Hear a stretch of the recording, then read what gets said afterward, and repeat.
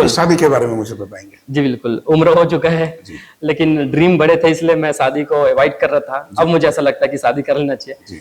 तो 2023 के एंड में या 2024 के फर्स्ट मंथ सेकंड मंथ में मेरी जो मैरिज है वो 100% हो जाएगी। आज मैं जर्नी बात करूं, 2 साल में मैंने अपने आप को BMW कार अपने आप को अचीव करके गिफ्ट किया। आपकी जो शिक्षा हुई, स्कूली शिक्षा, वो प्राइवेट स्कूल या सरकारी स्कूल से? जी, मैं एक नॉर्मल मिडिल क्लास फैमिली से, तो जाहिर सी बात है कि मैं गांव के एक स्कूल में, सरकारी स्कूल में पढ़ा हूँ। अब मैंने ग्रेजुएशन पढ़ाई करने के लिए चाय बेचे होटल्स में जाके। प्रॉब्लम तो हर एक व्यक्ति के लाइफ में आता है, लेकिन एक समय ऐसा था कि मैं बिजनेस को क्विट करने का सोच लिया था। क्यों? क्योंकि उस समय रिजेक्शन बहुत मिलते थे। उसके बाद अपने ऑलरेडी मैं पीजी पोस्ट ग्रेजुएशन पढ़ा हुआ हूँ और स्टडी की बात करूँ तो सर मेरा फर्स्ट सेंट्रल गवर्नमेंट जॉब भी लगा था। उस जॉब को क्विट करके मैंने राजनांदगांव मेडिकल कॉलेज में जॉब किया और जॉब के साथ साथ बिजनेस में वर्क किया। इतना पढ़ाई करने के बाद मेरा जो सैलरी बंधन था 25,000, लेकिन हाथ में कुछ बचता नहीं था। तो मैंने सोचा कुछ तो करने के लिए कुछ तो नया करना होगा। प्यारे दर्शकों, आज मैं आपका स्वागत करता हूं। आज हमारे पास बहुत ही famous personality mister Narad Sahu ji उपस्थित हैं, जो कि छत्तीसगढ़ में नेटवर्क मार्केटिंग के क्षेत्र में बहुत ही ऊंचा मुकाम पा चुके हैं और हम ईश्वर से प्रार्थना करते हैं कि वो और आगे बहुत ही इन मुकाम को हासिल करते जाएं। आज यदि बात की जाए ना, तो इनके डाउनलाइन पे लगभग 2 लाख लोग जो हैं जुड़े हुए हैं और अपना इनकम का जरिया बनाए हुए हैं। तो चलिए आज उनसे कुछ सीखते हैं, उनके लाइफ से कुछ हमको जानने को मिलेगा। तो सर, सबसे पहले मैं पूछना चाहूंगा, कैसे हैं आप? जी मैं बहुत बढ़िया सर, आप कैसे हैं? मैं भी अच्छा हूँ सर, और बहुत खुशी हुई कि आज मैं आपके साथ बैठा हुआ हूँ। आपका नाम काफी सुना हुआ था। तो आज हमारे दर्शक जानना चाहेंगे, वो भी मिडिल क्लास फैमिली से हैं, लोअर फैमिली से हैं, तो उनकी जो शुरुआत है छोटे से, वो भी एक बड़ा सपना लेकर के बैठे हुए हैं और आपके भी बड़े सपने थे। तो हम जानना चाहेंगे सर कि हम आपसे कुछ सीख पाए। तो आप अपनी जर्नी की शुरुआत बचपन से लेकर के अब तक बताएंगे। थैंक यू सो मच बोलना चाहूँगा आप सभी को जिन्होंने आज मुझे इस मंच में बोलने का मौका दिया, और सर को भी, क्योंकि आपने अपना कीमती वक्त निकाला। दोस्तों, मेरे बारे में बताना चाहूँगा कि मेरा नाम नारद साहू है और मैं बेसिकली छत्तीसगढ़ राजनांदगांव का रहने वाला हूँ। और आज से करीब 3.5 साल पहले मैंने एक डिसीजन लिया था इस बिजनेस के साथ काम करने के। लेकिन सपने बड़े थे, कोई अपॉर्चुनिटी, कोई अवसर मेरे पास में नहीं था, सिर्फ एक था जॉब के। लेकिन आप सभी को पता है कि जॉब से सिर्फ नीड या जरूरत पूरे हो सकते हैं, लेकिन हमारे ड्रीम को अगर पाने के लिए हम काम नहीं करेंगे तो और कौन करेगा। तो मुझे समझ में आया कि मैं अपने जॉब के साथ साथ बिजनेस में अगर वर्क करता हूँ तो हो सकता है मेरे लाइफ में कुछ ना कुछ चेंजेस आएंगे। मैंने जर्नी स्टार्ट किया अपने जॉब के साथ में और बहुत सारी कठिनाइयां आई, प्रॉब्लम्स आए, बट उनको मैं फेस करते करते शुरुआत की मेरी 9 महीने में 8.5 लाख का मैंने कार लिया। एक नॉर्मल मिडिल क्लास फैमिली से बिलोंग करता हूँ। बचपन से पिताजी का साया नहीं है, उनका हाथ नहीं है, फिर भी कठिनाई और बढ़ती गई है, घर की जिम्मेदारियां थी। मुझे एक चीज समझ में आ गया कि अगर कोई लाइफ को बदल सकता है ना, तो वो हम खुद हैं। क्या बात है, बहुत सर, इस बात को लेकर मैंने यही सोचा कि मेरे जगह कोई और व्यक्ति होता तो शायद ये बिजनेस नहीं करता, क्योंकि उनके पास में ऑप्शन था। लेकिन मैंने क्यों किया? सबसे पहली चीज तो मेरे ड्रीम बड़े हैं और बचपन से जो चीज देखते हैं वो चीज नहीं देखना चाहते थे, और वही चीज करते करते आज मैं जर्नी बात करूं, 2 साल में मैंने अपने आप को BMW कार अपने आप को अचीव करके गिफ्ट किया। मेरे लिए इम्पॉसिबल इसलिए था क्योंकि आज तक आपने कहीं सुना होगा कि नेटवर्क मार्केटिंग में 2 साल में BMW कार लेना ये इम्पॉसिबल है जी। और लोग उस चीज को लेने के लिए सोचते हैं, बट मेरी सोच बदल गई इस बिजनेस में आने के बाद।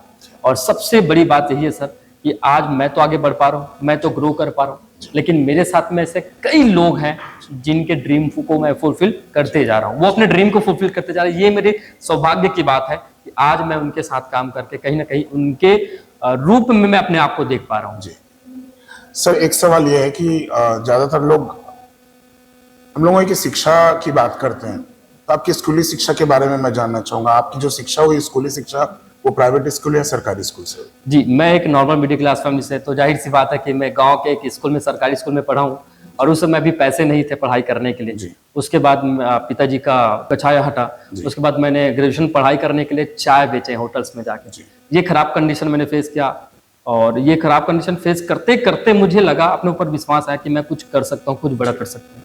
और जैसे जैसे मैंने काम किया, बताना चाहूंगा आपको कि प्रॉब्लम तो हर एक व्यक्ति के लाइफ में आता है, लेकिन एक समय ऐसा था कि मैं बिजनेस को क्विट करने का सोच लिया था। क्यों? क्योंकि उस समय रिजेक्शन बहुत मिलते थे, बहुत ही ज्यादा रिजेक्शन मिलते थे।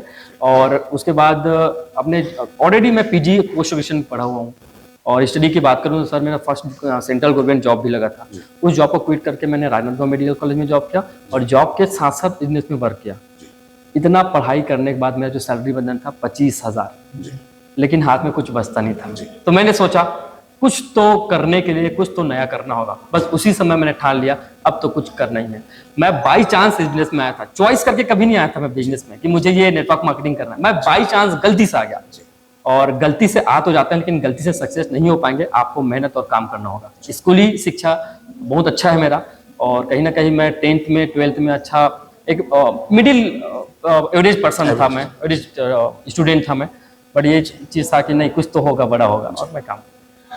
से तो लोगों को बहुत मुश्किल से जॉब मिलता है, और गवर्नमेंट जॉब मिल पाना अपने आप में बहुत बड़ी बात है। लेकिन सर आपने 2-2 बार अपना गवर्नमेंट जॉब क्विट किया है आपने, उसके लिए बहुत हिम्मत चाहिए।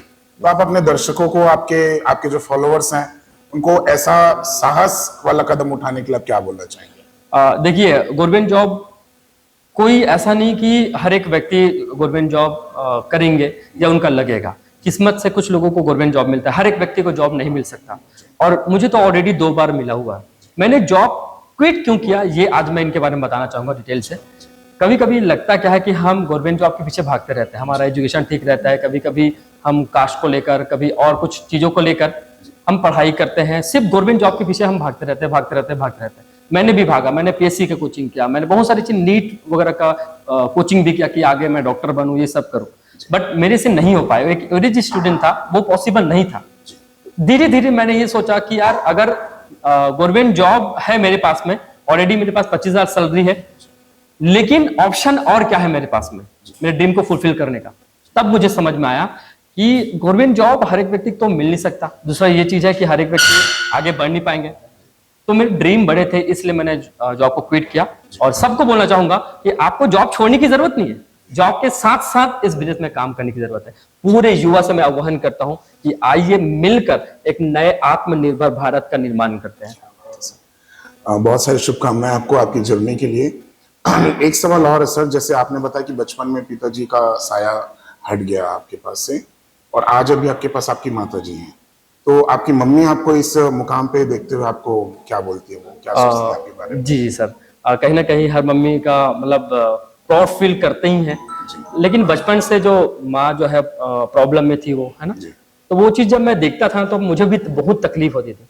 यार मम्मी है जिन्होंने मुझे पाला बढ़ाया, और वो जब मैं घर से बाहर निकलता था, रात को 12-1 बजे खाना खाता था, ये सारे प्रॉब्लम को जब मैं फेस करता तो मम्मी भी फेस करती, और वो अपने बेटे के भला चाह ही गई, बुराई कभी चाह ही नहीं सकती वो।